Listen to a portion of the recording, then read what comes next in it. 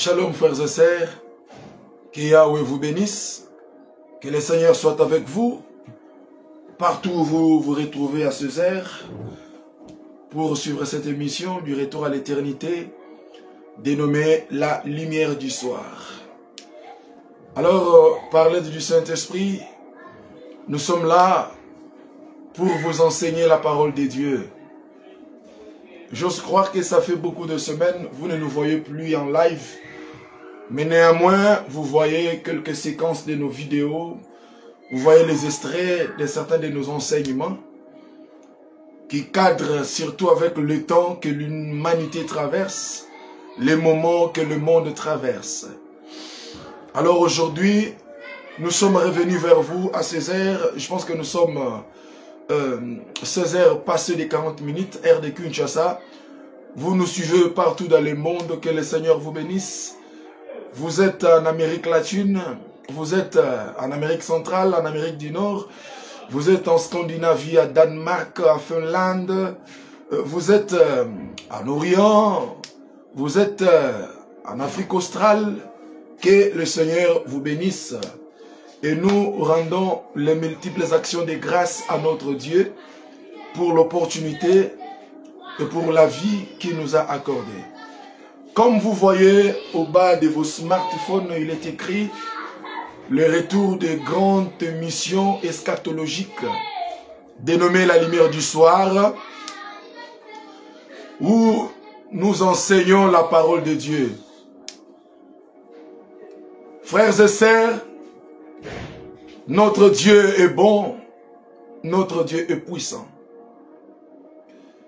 Vous comprendrez bien notre thématique quand nous serons en train de développer. Comme vous le voyez, c'est écrit « Gardons la pensée de l'éternité ». Pourquoi nous voulons partager avec vous cet enseignement et encore beaucoup plus, pourquoi une telle thématique? Gardons la pensée de l'éternité.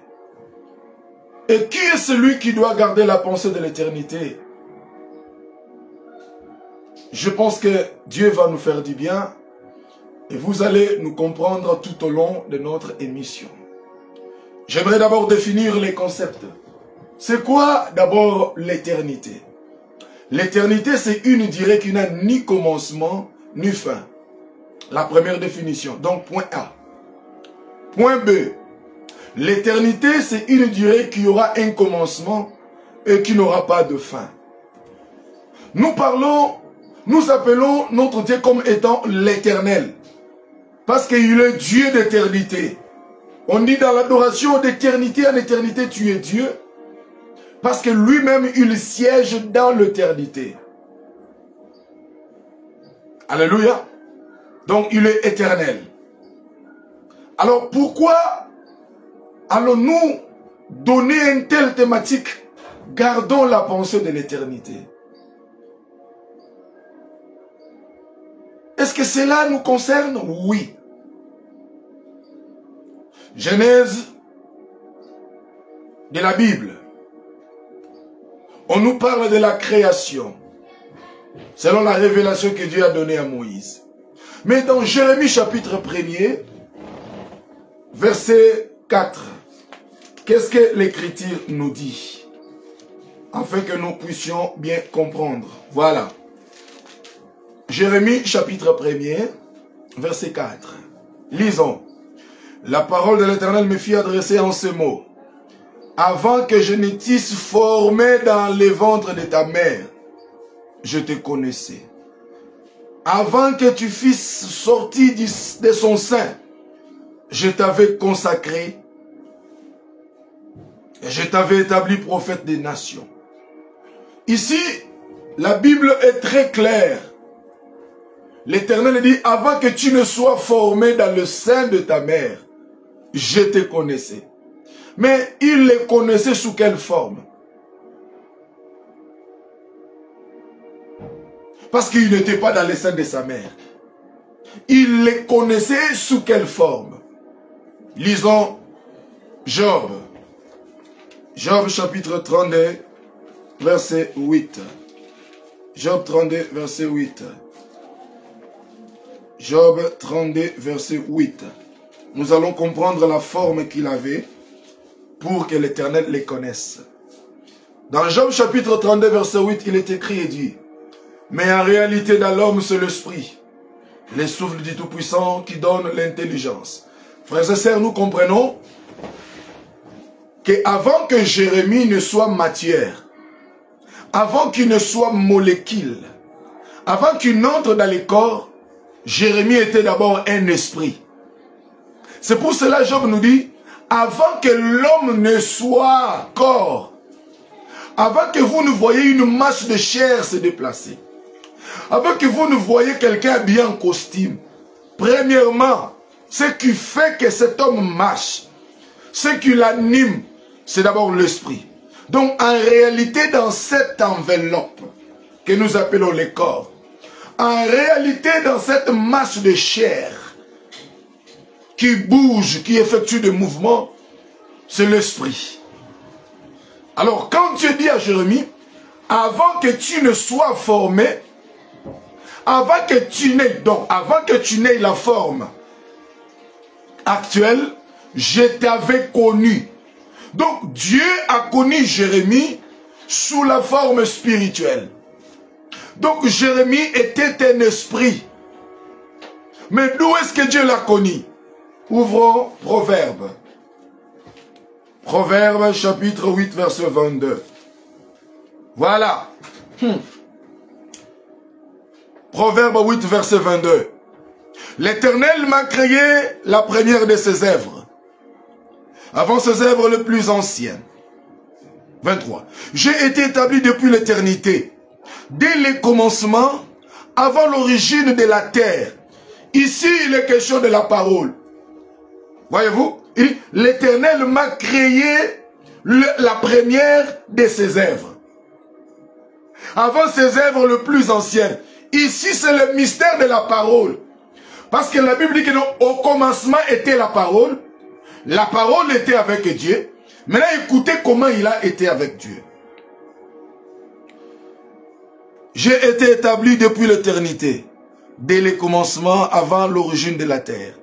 Je fus enfanté quand il n'y avait point de l'abîme, point de source chargée d'eau, avant que les montagnes soient affermies, avant que les collines existent, je fus enfanté. Voyez-vous? Donc ici c'est la parole. Maintenant, quand tous ces êtres avaient encore la forme spirituelle, ils étaient auprès de l'Éternel. Alléluia. Alléluia.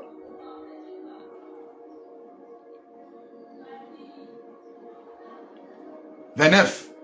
Lorsqu'il donna une limite à la mer, pour que les eaux n'en franchissent pas les bords, lorsqu'il posa les fondements de la terre, j'étais à l'œuvre auprès de lui. » Lorsqu'il posait les fondements de la terre, j'étais à l'œuvre avec lui. Qui était à l'œuvre lorsqu'on créait? Qui était à l'œuvre lorsque Dieu appelait à l'existence les choses pour qu'elles existent? Non, c'est la parole. J'étais à l'œuvre auprès de lui. Et je faisais tous les jours ses délices, jouant sans cesse en sa présence. Oh, alléluia. Donc, tu dois retenir, avant toute chose, nous sommes d'abord des esprits. Étant des esprits, nous sommes partis de l'éternité et nous sommes rentrés dans le temps. C'est comme cela qu'il est écrit dans le psaume: il m'a formé un corps.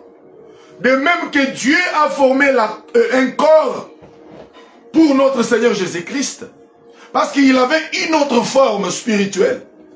Dans l'éternité, il avait une autre forme.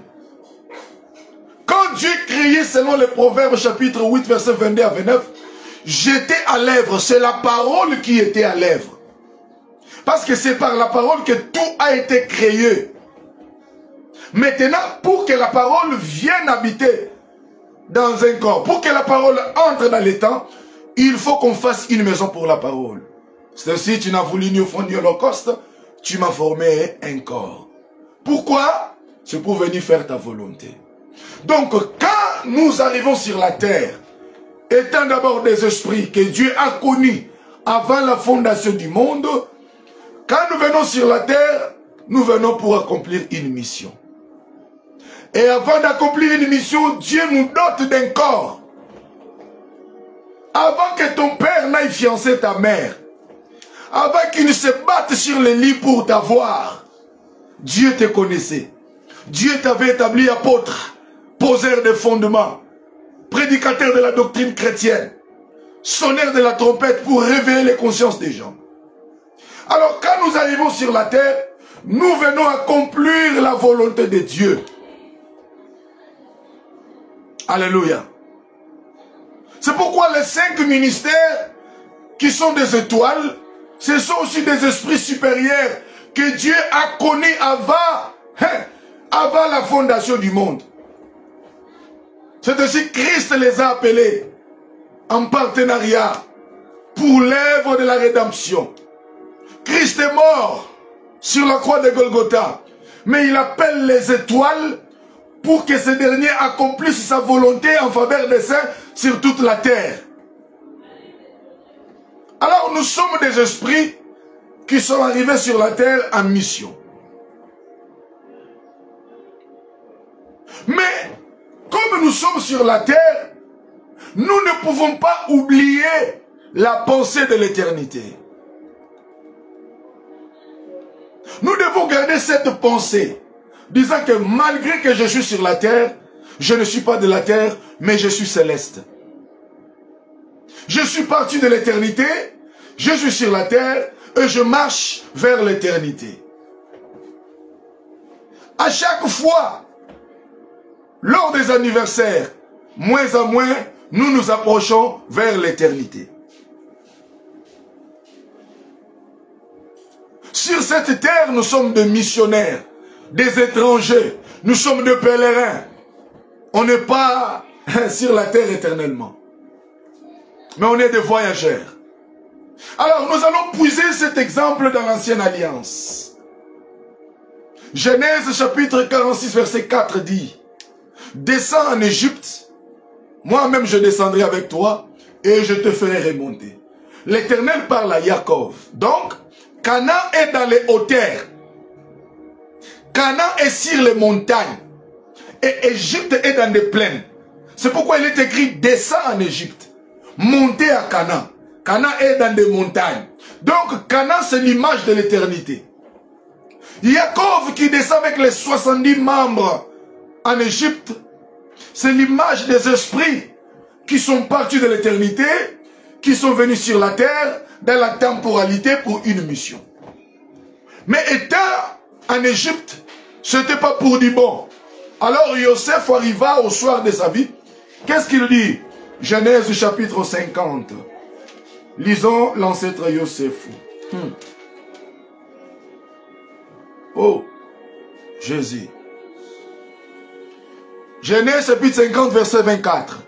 Joseph dit à ses frères: je vais mourir, mais Dieu vous visitera, il vous fera monter de ce pays-ci, dans le pays qu'il a juré à donner à Abraham, à Isaac et à Jacob. Oh, donc il y avait un pays que Dieu avait juré de donner à Abraham, à Isaac et à Jacob. Or, Isaac, Abraham, Jacob, ce sont les patriarches d'Israël. Et nous aussi, l'Église, nous avons aussi des patriarches.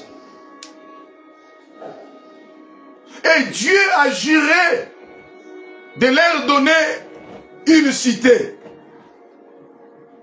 Dieu, au travers Jésus, parce que Jésus, il est la parole de Dieu manifestée, il est Dieu en chair. Il parlait avec nos pères apostoliques. Je m'en vais vous préparer une place. Alléluia.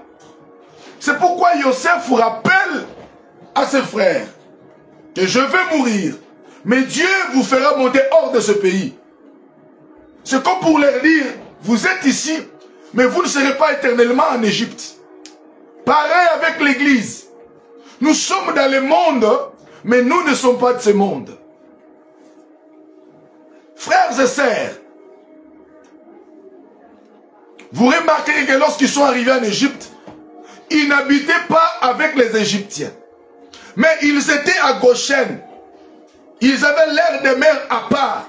Pourquoi ils ont choisi Goshen? C'est parce que Yosef leur a dit, vous direz à Pharaon, tes serviteurs sont des peuples pasteurs, ils sont éleveurs, alors permets qu'ils habitent à Goshen. Or à Goshen, c'était le seul endroit, ou l'unique endroit où il y avait la nourriture ou bien la pâturage pour les brebis que les enfants d'Israël élevaient. Alléluia. C'est pourquoi ils devaient habiter à Goshen. Parce que s'ils allaient à l'autre ville qu'on appelle Alexandrie, les troupeaux allaient mourir de faim. Et c'est pour cela qu'ils sont allés vivre à Goshen. Si vous êtes là, manifestez-vous pour qu'on vous déduise cette émission. Ils habitent à Goshen, un coin respecté qui était réputé pour les herbes. Parce qu'ils étaient des peuples pasteurs, ils élevaient les troupeaux. Et pour que les troupeaux puissent survivre, ils doivent manger. Parce que ce sont des herbivores. Des brebis. Alléluia. Donc ils avaient l'air de mer à part. Malgré qu'ils soient en Égypte. Mais c'est un peuple mis à part. Qui est sur une haute montagne. Ils sont des éleveurs. Alors nous aussi, arrivant sur la terre et à la sémence de l'éternité, nous avons notre demeure à part, notre Goshen. Parce que nous-mêmes là, nous sommes des brebis. Quand nos pères apostoliques sont allés dispatcher l'évangile, prêcher partout dans le monde, alors ils ont reçu un poignet de gens que nous appelons l'église. Alors ces gens-là, ils ont l'air des mères à part. Ils vivent aussi dans Goshen spirituel. Dans Goshen moderne, vous trouverez la nourriture de brebis. Alléluia. Dans la ville de Goshen moderne, qui est l'image de l'église, vous trouverez la parole. Oh! Les psaumes disent, l'Éternel est mon berger. Alléluia. Il me dirige dans le vert pâturage et dans les eaux paisibles. Donc, l'Éternel, ton Dieu, Jésus de Nazareth est un véritable berger. Aussi longtemps que tu es sur cette terre, il te dirige dans le vert pâturage. Tu es une brebis. Selon Jean, les brebis connaissent ma voix et ils me suivent.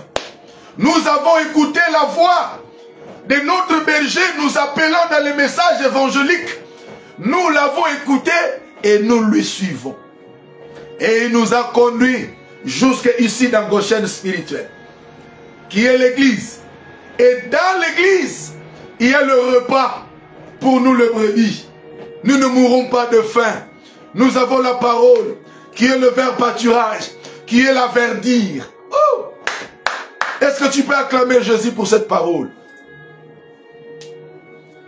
Malgré que ce peuple habitait à Goshen, ils ne vivaient pas comme les gens de l'Égypte.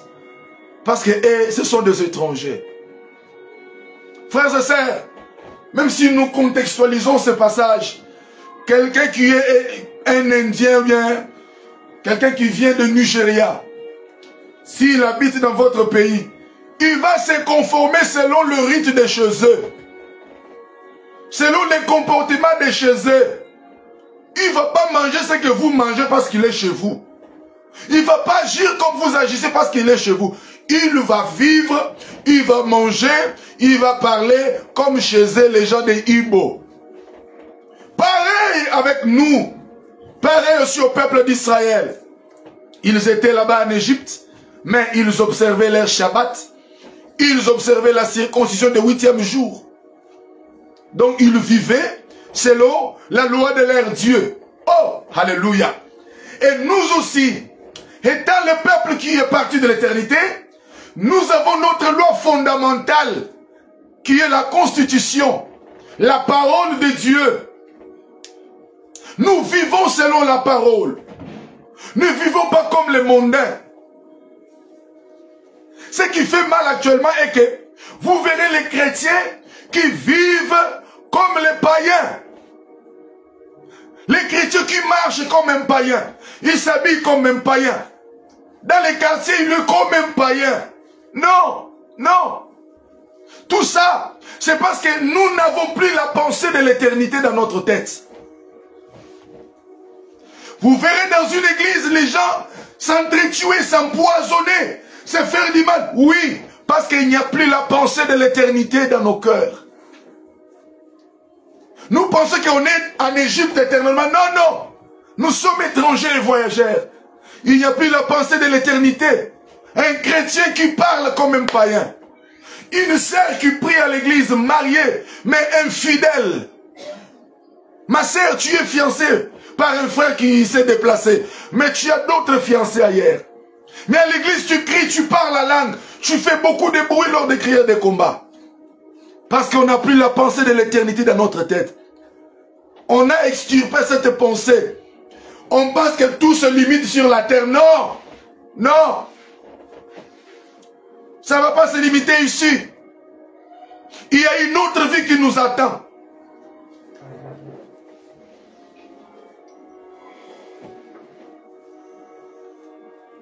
Il y a une autre vie. À part cette vie, il y a une autre vie.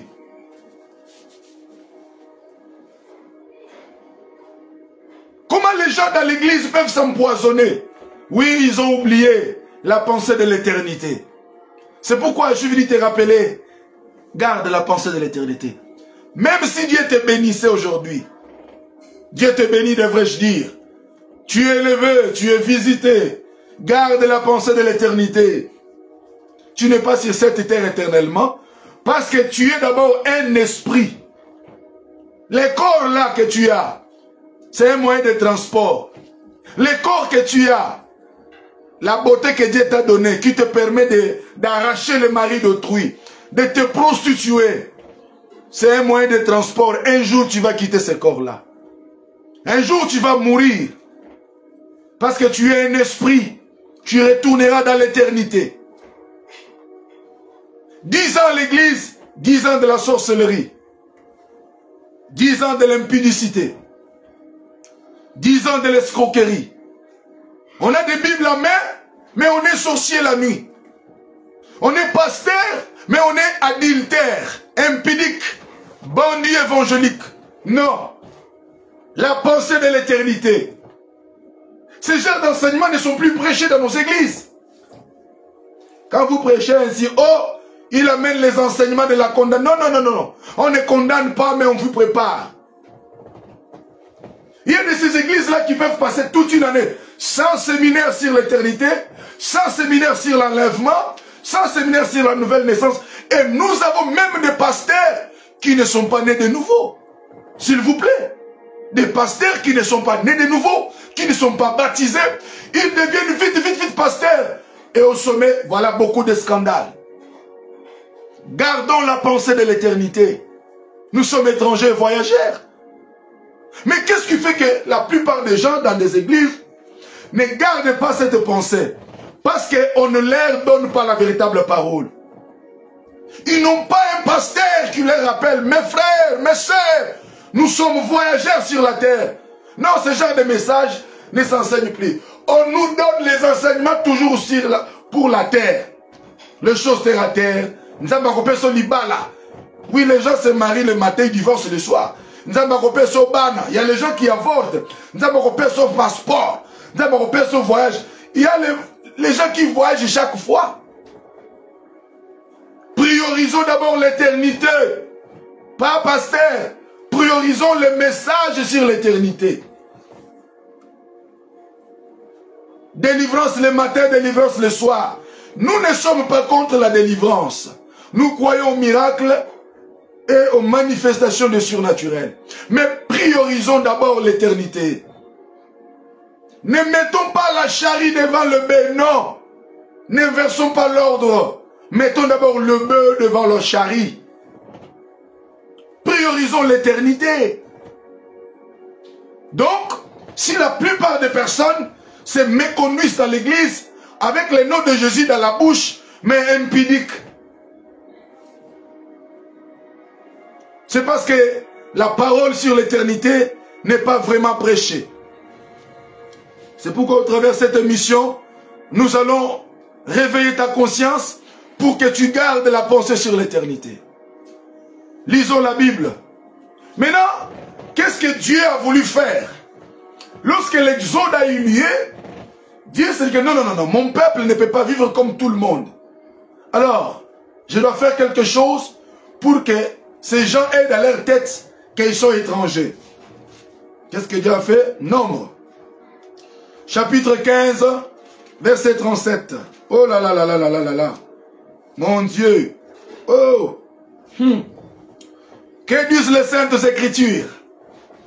L'Éternel dit à Moïse, parle aux enfants d'Israël et dis-leur qu'ils se fassent de génération en génération une frange au bord de leurs vêtements et qu'ils mettent un cordon bleu sur cette frange du bord de leurs vêtements. 39. Quand vous aurez cette frange, vous la regarderez et vous vous souviendrez de tous mes commandements, de tous les commandements de l'Éternel pour les mettre en pratique. Je répète, pour la meilleure compréhension, quand vous aurez cette frange, vous la regarderez et vous vous souviendrez de tous les commandements de l'Éternel pour les mettre en pratique. Alléluia. Et vous ne suivrez pas les désirs de vos cœurs et de vos yeux pour vous laisser entraîner à l'infidélité. Oh, gloire à Jésus. Frères et sœurs, dans Nombre chapitre 15, verset 37, l'Éternel Dieu dit ceci. Attention, tu vas dire au peuple de mettre une frange au bord de leurs vêtements. Vous voyez, pour nos amis couturières, les dames qui sont en train de coudre, au bord des vêtements comme ça, on doit mettre des histoires qui glissent comme ça, tout en étant pliées. C'est ce qu'on appelle frange. Alors, vous devez le mettre au bord de vos vêtements, et dans cette frange-là, vous êtes appelés à mettre un cordon bleu. À chaque fois, quand vous regarderez ces cordons bleus, vous vous souviendrez de la loi de l'Éternel et vous la mettrez en pratique. Alléluia. Parce que Dieu leur avait déjà donné la loi selon Exode 20. Maintenant, pour se souvenir de cette loi, chaque enfant d'Israël, de génération en génération, c'est sûr, même le Seigneur leur a dit, ils ont les franges au bord de leurs vêtements. Donc cette loi devrait durer à perpétuité. Mettre des franges et un cordon bleu. Afin que, s'ils regardent les cordons bleus, qu'ils se souviennent de la loi de l'Éternel. Afin de la mettre en pratique. Donc sans les cordons bleus, sans cette frange, ils vont oublier la loi de l'Éternel. Alléluia. Mais c'est quoi les vêtements? Et c'est quoi les cordons bleus? Numéro 1. Les vêtements, c'est l'enseignement. 2. Les vêtements, c'est l'œuvre. Les vêtements, ce sont des actes. Alléluia. C'est pourquoi vous allez voir que Jacob avait donné à Joseph, son fils, une tunique de plusieurs couleurs. Même les filles du roi, quand elles étaient encore vierges, on leur donnait des tuniques multicolores. Alléluia. Donc quand la Bible parle de vêtements, elle parle des œuvres. Numéro 1, des œuvres. Elle parle aussi de l'enseignement. Maintenant, il est écrit dans leurs vêtements qu'ils mettent des franges. Que Dieu bénisse Papi Malekama, Papi Malekama, que Dieu vous bénisse. Waouh, mon évêque, mes respects, que Dieu vous bénisse. Ils devaient mettre des franges et les cordons bleus à leurs vêtements. Frères et sœurs, à chaque fois qu'ils marchaient, quand ils regardent leurs vêtements, et dans les vêtements, ils voyaient les cordons bleus. Et ils se souvenaient de la loi de l'Éternel. Or, la couleur bleue, c'est la couleur du ciel. La couleur, c'est ainsi, le faune du souverain sacrificateur était en couleur bleue. Cet faune en couleur bleue authentifiait le ministère de ces derniers qu'il provenait du ciel. L'andosomania. Frères et sœurs, alors quand le peuple pouvait marcher, ils regardent leurs vêtements, ils voyaient les franges, ils voyaient aussi les cordons bleus. Je suis dans Nombre chapitre 15, versets 37 à 39. Alors ils pouvaient se souvenir de la loi de l'Éternel. Mais aujourd'hui, l'église du Congo, écoutez-moi, Sœur Bobette Bilonda, depuis Angola, que Dieu te bénisse. Dans l'église du Congo, il y a les vêtements, oui, il y a l'enseignement. Mais dans l'enseignement de l'église du Congo, il n'y a plus les cordons bleus. Il n'y a plus les cordons bleus dans leur enseignement. Parce que les vêtements, c'est l'enseignement. Les vêtements, c'est l'enseignement. Dans l'enseignement qu'il donne, il manque les cordons bleus. Oh mon Dieu. Parce que quand il y a les cordons bleus, nous allons nous souvenir du ciel. Que nous sommes célestes. Nous ne sommes pas de la terre. Nous sommes des esprits qui sont partis de l'éternité, qui sont venus sur la terre en mission. Comme l'a toujours dit l'un de mes pères, l'apôtre Léopold. Frères et sœurs, nous sommes des esprits qui sont partis de l'éternité. Il faut que dans l'enseignement, dans les vêtements que nous avons, qu'il y ait les cordons bleus. Qu'il y ait les cordons bleus, les cordons bleus. Les cordons bleus nous rappellera du ciel. Nous rappellera, nous ne sommes pas de ce monde. Nous sommes étrangers et voyageurs. Église du Congo, écoutez-moi. Vous êtes sur la terre. On vous a amené un vêtement sans cordon bleu. On vous enseigne des choses terrestres, mais des choses qui manquent l'aspect de l'éternité. Dans nos enseignements, délivrance le matin, délivrance le soir. Je ne suis pas contre la délivrance. Je suis parmi ceux que les gens utilisent pour chasser les démons. Je crois au miracle. Je crois au surnaturel. Mais ne mettons pas la charrue devant le bœuf. N'inversons pas l'ordre. Priorisons l'éternité. Nous avons des pasteurs païens, adultères, impudiques, bandits évangéliques. Un bandit évangélique, qu'est-ce qu'il va communiquer? Les gens qui viennent à l'église, ils n'ont pas fait l'expérience de la nouvelle naissance. Vous allez leur dire que Dieu te bénisse. Non, tu as béni un cadavre. La plupart d'églises sont remplies de morts. Et l'homme de Dieu se transforme en officier de pompe funèbre. Prédicateur de mort. Non, tu dois d'abord leur communiquer la vie. On communique la vie par la parole. Jacques dit, vous avez été régénérés par la sémence incorrectible qui est la parole de Dieu. C'est par la parole que les gens verront les jours. Jean chapitre 3, verset 3 à 5.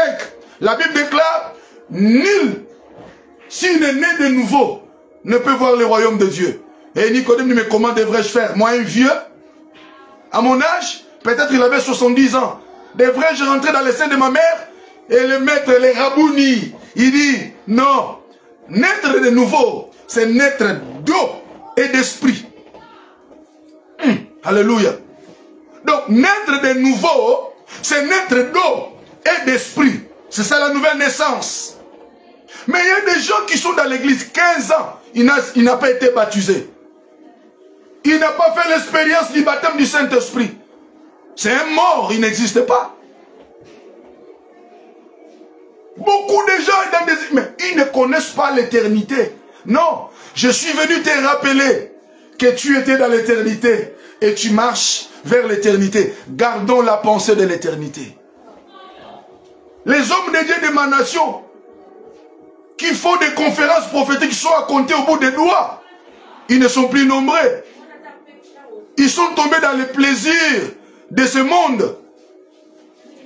Au lieu que les gens, que l'auditoire ne s'adapte à eux, et ils s'adaptent à eux. Non, papa, ce genre d'enseignement vont faire fuir les gens à l'église. Non, non, non. Nous avons besoin même d'un petit troupeau, mais qui va hériter les salis. Dans la plupart des prédications de ces derniers temps, oui, ils ont les vêtements. Ils ont les franges, les vêtements et les enseignements. Mais les cordons bleus, il n'y en a pas. Les cordons bleus nous rappellera l'Éternel. Les cordons bleus nous rappellent que nous sommes du ciel. Nous ne sommes pas de cette terre. Nous sommes étrangers.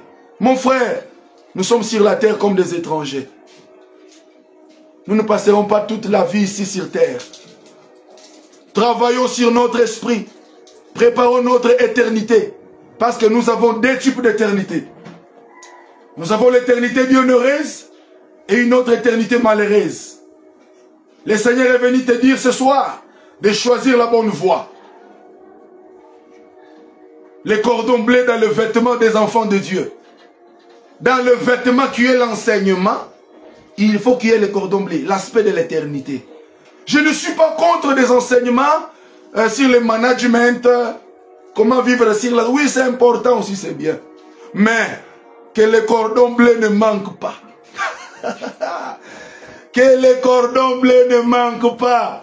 Les ciels, l'éternité, le royaume des cieux. C'est pour cela que je bénis le pasteur Laban. La Bible dit quand Jacob est arrivé dans la maison de Laban. Hey, alléluia! La Bible déclare, Jacob a travaillé 7 ans. Laban a dit, est-ce que comme tu es mon frère, fils de ma sœur, donc tu vas me servir gratuitement? Jacob dit non, je vais travailler mais pour Rachel. Wouh! Jacob va travailler 7 longues années pour Rachel. Mais arrivé le jour du mariage, la nuit, on ne lui donne pas Rachel, on lui donne Léa. Et le matin, il va non. Oh, mais moi j'ai travaillé pour Rachel. Mais comment on me donne Léa? Là-bas dit quoi? Il dit ici, notre coutume. Dans la maison de Laban, il y a une autre coutume. La maison de Laban. Dans la maison de Laban, on ne donne pas la cadette avant la première. Écris-moi Amen. Je t'ouvre le mystère. Dans la maison de Laban, on ne peut pas donner la cadette avant la première. Qui est la cadette? Matthieu chapitre 6 verset 33. Recherchez premièrement le royaume des cieux et la justice de Dieu. Donc Léa, la première, c'est lui, c'est elle qui est le royaume. C'est pourquoi le pasteur Laban a dit non Jacob, non, non, non. Je te donne d'abord Léa. Parce que Léa, c'est elle le premièrement. C'est elle le royaume. Sambiwai. Dans Léa, nous avons la royauté, Juda. Dans Léa, nous avons le sacerdoce, Lévi. Dans Léa, nous avons Siméon. Alléluia. Or, Rachel, quand elle a donné naissance à Joseph, la Bible déclare, elle l'appela, ajoute encore. Rachel qui est le par-dessus. On ne peut pas te donner Rachel avant Léa. Même si tu as travaillé, tu as fait 7 ans. On ne peut pas te donner Rachel. J'aime le pasteur Laban. Que Dieu bénisse le pasteur Laban. Laban, que Dieu te bénisse. Parce que tu sais prioriser les royaumes des cieux. Homme de Dieu, dans l'église du Seigneur, quand les gens viennent, oui, cet homme, il est Jacob. Or, Jacob veut dire voleur, usurpateur. Il a usurpé le droit de naissance de son frère. Il doit être brisé. Randa Jacobo Somanda Nianda Zobrete. Il doit être brisé. Ne lui donnez pas Rachel. Rachel, c'est la bénédiction. Rachel, c'est le par-dessus. Rachel, c'est la gloire. Ne donnez pas à ces païens la bénédiction avant le royaume. Ne donnez pas à Jacob Rachel avant Léa. Si vous donnez à Jacob Rachel, vous allez tuer Jacob. Quand quelqu'un est béni alors qu'il ne connaît pas Dieu, il va récidiver dans le péché. Il va reprendre sa vieille vie. Il va retourner dans l'impudicité. Parce que la bénédiction sans préparation, c'est comme une maison d'étage sans fondation, sans fondement. Je me répète. La bénédiction sans préparation, c'est une maison en étage sans fondation. C'est pourquoi Jacob, comme il allait être une grande maison en étage, on devait le préparer. Et la Bible dit, là-bas dit travaille encore 7 ans. Or, le chiffre 7, c'est le chiffre de la perfection. Donc, Jacob n'était pas encore perfectionné. Il faut qu'il travaille encore 7 ans. Or, les 7 ans de Rachel qu'il travaille et les 7 ans de Léa, ça fait le chiffre 14. Or, le chiffre 14, c'est le chiffre de la mort. Tu dois mourir quant à la chair. Si tu es mort quant à la chair, même si Dieu te donne des millions, même si Dieu te bénit, te donnant des jets, des milliards, tu vas rester dans sa présence. Que Dieu nous donne des serviteurs comme Laban. Que Dieu nous donne des pasteurs comme des Laban. Que Dieu nous donne des hommes de Dieu comme des Laban. Qui savent donner d'abord Léa avant Rachel. Qui savent donner d'abord les royaumes de cieux avant les choses de la terre. Parce que Jacob, il part aussi vers l'éternité. Donnons-lui d'abord les royaumes. Et après quoi? Et après quoi? On va lui donner Rachel. Alléluia. C'est pourquoi nous devons garder la pensée de l'éternité. Lisons encore un passage. Nous sommes déjà en train de chuter déjà. Waouh. Oh. Jésus. Maintenant, cherchons maintenant dans la nouvelle alliance une autre pensée qui confirme les cordons bleus. C'est Hébreu. Wow, nous sommes dans Hébreu. Hébreu. Ouvrons Hébreu. Hébreu. Oh, l'épître de l'apôtre Paul aux Hébreux. Voilà. Nous sommes au chapitre 10, plus précisément verset 16. Ok.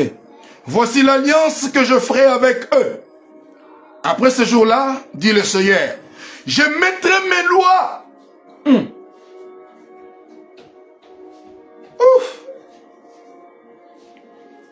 Je mettrai mes lois dans leur cœur et je les écrirai dans leur esprit. Ah. Donc, nous sommes au temps où la loi de l'Éternel est écrite sur la table de nos cœurs. C'est pourquoi quand tu agis, tu veux faire quelque chose, tu te sens un peu comme si on est en train de t'empêcher. Oui, c'est la loi de Dieu qui est en toi, qui te dit non, il ne faut pas faire ça. Frères et sœurs, il y a des choses que nous, étant chrétiens, nous ne pouvons plus le faire. Même dans notre vie conjugale, même dans notre vie sexuelle, il y a des bavures sexuelles que nous, enfants de Dieu, nous ne pouvons pas faire. Il y a des choses abominables que les chrétiens ne peuvent pas. Je cite, nous ne pouvons pas trouver et nous ne pouvons pas accepter que quelqu'un a le Saint-Esprit de Dieu si cette personne est dans la sodomie, dans la fellation, dans la masturbation, dans l'homosexualité, dans le lesbianisme, dans toutes ces choses. Non, mais aujourd'hui nous avons des gens qui vivent dans ces choses dans nos églises. Nous avons les pédés à l'église. Nous avons les homosexuels dans l'église. Nous avons les gens qui vivent dans la pédophilie dans l'église. Nous avons les Aboula dans l'église. Nous avons les Tchel Yaban et Mibal à l'église. Oui, c'est parce que la loi de l'Éternel n'a pas encore été inscrite dans leur cœur. Et encore parce que le message sur l'éternité n'est plus enseigné. Rappelons à cette femme qui pense que sa beauté est un capital pour les commerces sexuels. Et rappelons à cette femme que ce corps-là, bien un jour, elle va quitter le corps, elle va mourir. Elle comprendra. Il y a des pratiques diaboliques que nous, enfants de Dieu, nous ne pouvons pas faire. La sodomie est diabolique et du diable. Celui qui fait ces histoires, c'est comme si quelqu'un qui est en train d'acclamer l'homosexualité. Celui qui prend sa femme par la voie anale ne diffère pas de l'homme qui prend son ami homme. Celui qui est dans la fellation, il suit la bouche, qui est l'instrument qu'on utilise pour parler de Dieu, pour parler à langue, pour souffler sur les gens, et on va suer la bouche. Non, c'est du diable. Il faut abandonner ces choses. Et si vous prêchez comme ça, pourquoi? Non. Ce sont des choses qui sont à la mode actuellement. Même les chrétiens sont dans ces choses. Et les ex-pasteurs viennent pour soutenir ce genre de thèses. Nous sommes étrangers et voyageurs sur la terre des hommes. Lisons 1 Pierre, chapitre 1er, verset 17. Envoyez-nous des commentaires, s'il vous plaît. Oh là là là là. L'église du Seigneur. Gardons la pensée de l'éternité. Nous sommes étrangers et voyageurs. Waouh! 1 Pierre. Ok. 1 Pierre, chapitre 1er, verset 17. Que disent les Saintes Écritures? Et si vous invoquez comme Père celui qui juge selon l'œuvre de chacun, sans exception de personne, conduisez-vous avec crainte pendant les temps de votre pèlerinage. Qui est dans le pèlerinage? Qui est dans le pèlerinage? Celui qui est dans le pèlerinage, c'est celui que nous appelons pèlerin. Qui est un pèlerin? C'est un étranger. C'est comme quelqu'un qui vient de Brazzaville, il traverse le fleuve Congo, alors il vient stagner, faire un peu escale au Congo, parce qu'il se dirige vers Ouganda. Arrivant en RDC, quand il marche, il est pèlerin. Il est en RDC comme un pèlerin. Il marche vers sa destination. Et nous aussi, sur la terre, nous sommes comme des pèlerins. Mais l'apôtre Pierre dit, dans notre temps de pèlerinage, nous devons vivre avec crainte. Nous devons craindre Dieu. Dieu n'est pas notre grand-père. Konzambe, non. Tu vas aller pécher, tu vas dire, Boma moto dans le péché, hein. Boma moto dans l'homosexualité, hein. Amina boma moto dans le lesbianisme, hein. Amina boma moto, Amina petit nayo dans l'impudicité. Petit nayo dans le mari d'autrui que tu as séquestré dans ta maison. Amina petit nayo dans le mal, dans le magouille, dans le vol. Dieu n'est pas notre grand-père. Amina yo petit, oui, oh petit nayo, mon petit tu es où? Dans l'homosexualité. Et tu chantes à l'église. Amina petit nayo. Amina kotiela on a cété. Osa pe petit na été. Osa petit à Satan. Parce que tu fais les œuvres du diable. Renverser l'ordre moral, briser les interdits. C'est ça, ces œuvres. Amina petit nayo, Amina achelo nase. Dans le péché, dans la frères et sœurs, il y a une catégorie de péché que Dieu appelle abomination. Quelqu'un qui tombe dans le péché, dans l'impudicité, oui, basumuki, baokekotoube dans l'église. Mais celui qui est dans des pratiques homme et homme, femme et femme, ça s'appelle l'abomination.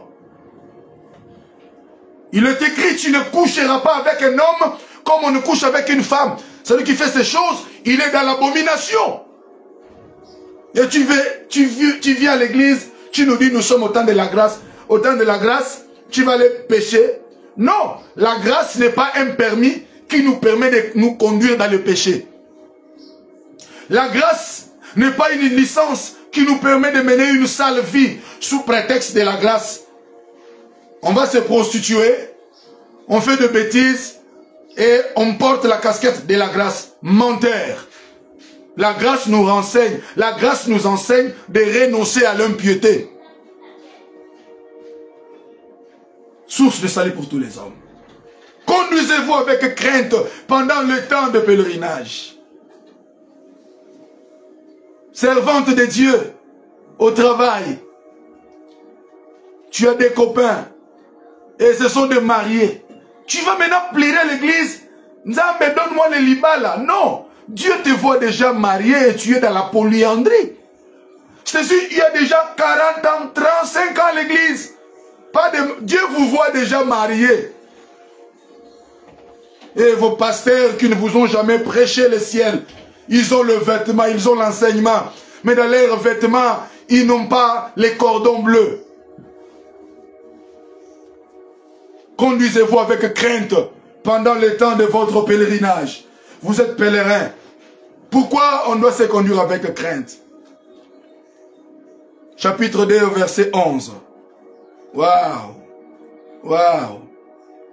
Bien-aimés, je vous exhorte comme étrangers et voyageurs sur la terre. Je répète? Ok.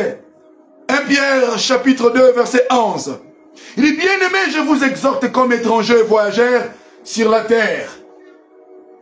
Il nous exhorte comment? Nous sommes d'abord voyageurs et étrangers sur la terre, à vous abstenir des convoitises charnelles qui font la guerre à l'âme. Les convoitises charnelles qui font la guerre à l'âme. Ce sont les convoitises de la chair.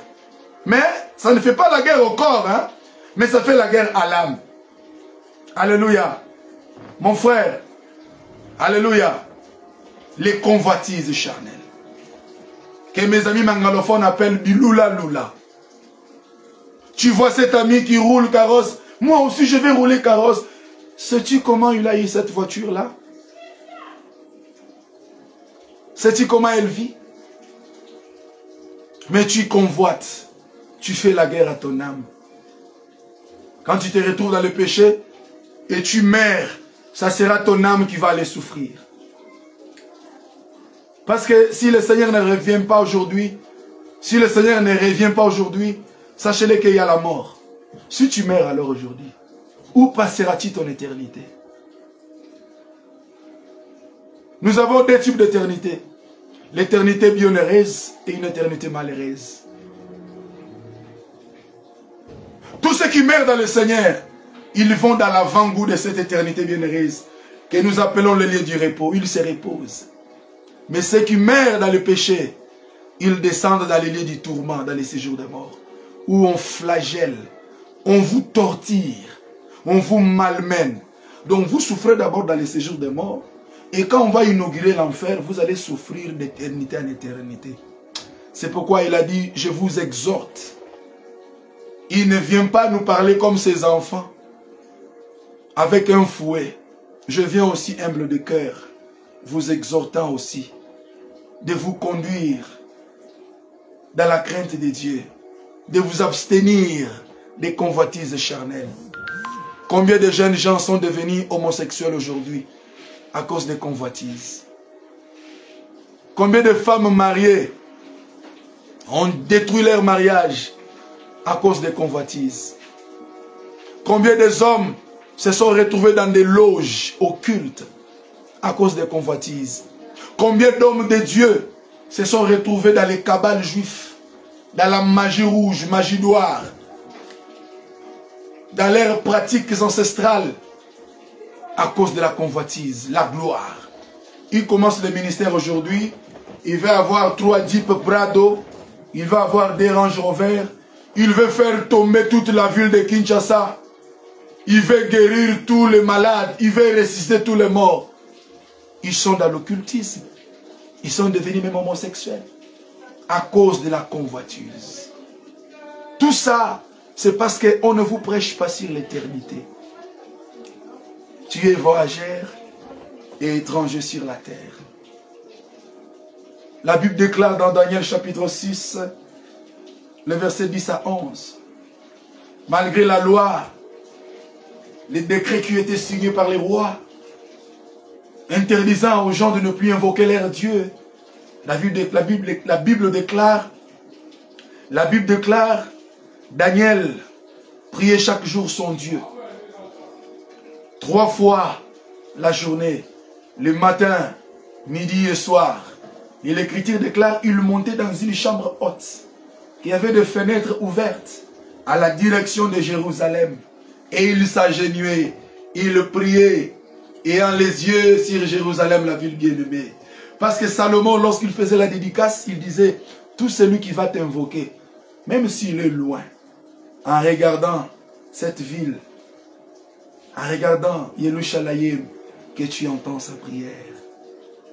Et Jérusalem dont je parle, je ne parle pas de Jérusalem terrestre, je parle du Jérusalem de la parole. Prie tout le temps, ayant les yeux dans la parole.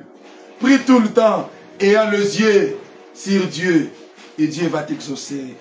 Ne prie pas comme ceux qui prient aujourd'hui. Demeure devant le Seigneur. Le Seigneur va venir nous prendre. Garde la pensée de l'éternité, parce que tu es étranger et tu es voyageur sur la terre des hommes. Vis comme un étranger. Vis comme un voyageur. Garde cette pensée, garde la pensée de l'éternité dans ta tête. Ne perdons pas l'esprit prophétique. Que les petites gloires que le monde nous donne, les petites bénédictions que nous avons, ne nous fassent pas oublier l'éternité. Gardons l'esprit prophétique. Gardons la pensée de l'éternité. Un jour, nous allons rentrer chez nous, dans l'éternité, et vivre dans la joie du Seigneur. Alléluia. Est-ce que si la trompette sonnait, est-ce que tu penses que tu seras enlevé avec la vie que tu mènes? Sœur, tu as 3, 4, 50 fiancés. Femme mariée, mais tu es infidèle. Homme marié, mais adultère. Vous pensez que ce sont les femmes qui sont toujours fautives quand ils sortent dehors, quand ils vont aller voir ailleurs, mais vous, vous êtes exemptés. Non, ça c'est l'injustice. C'est l'injustice de la justice des hommes. Selon Dieu, tout le monde est fautif. Tu vas dehors, que tu sois homme ou femme, vous avez péché. Mais je ne viens pas vous condamner, je vous amène le message de la grâce. Revenez à l'Éternel, votre Dieu, et il va revenir aussi vers vous. Revenez en Dieu. Revenez dans la parole. Retournez à votre Dieu. Tu es déjà perdu dans les mal, dans les péchés. Reviens à l'Éternel. En tout cas, nous sommes arrivés pratiquement à la fin de notre émission.